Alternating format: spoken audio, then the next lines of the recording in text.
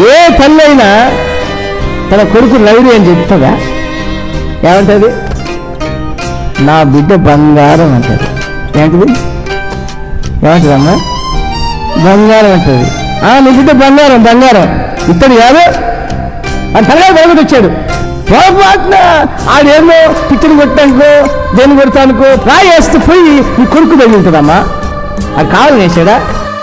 తల్లి వాడు ఎన్ని చేసినా ఏం చేసినా ఏమంటుందంటే మంచోడు, నా కొడుకు బంగారం. ఇస్సాకు భార్య రిబ్కా తన ఆశీర్వాదం తన చిన్న కుమారునికి రావాలని కోరుకుంది.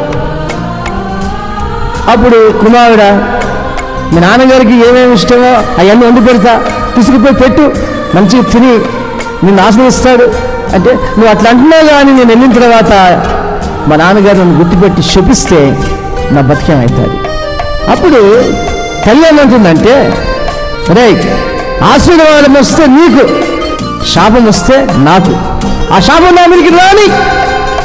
రిబ్కా తన కుమారునికి ఆశీర్వాదం రావటం కొరకు ఆమె ఏమంటుందంటే, ఆశీర్వాదం అయితే నీకు, ఒకవేళ శాపం వస్తే నాకు, ఒకవేళ శాపం వస్తే నాకు, ఆ శాపం నా మీదకి రాని.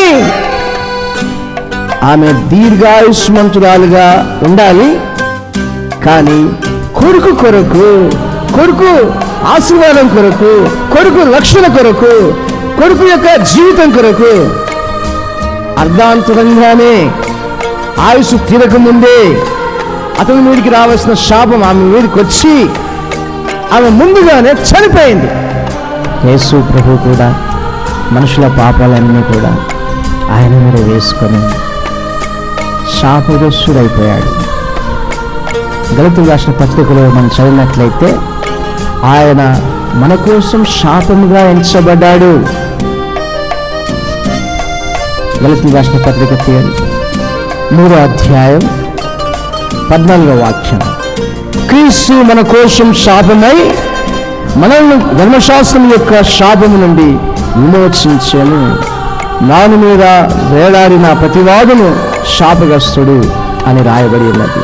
మన కోసం మన పాపములు, మన శాపములు ఆయన మీద వేసుకొని ఆయన శాపగ్రస్తుడైపోయాడు.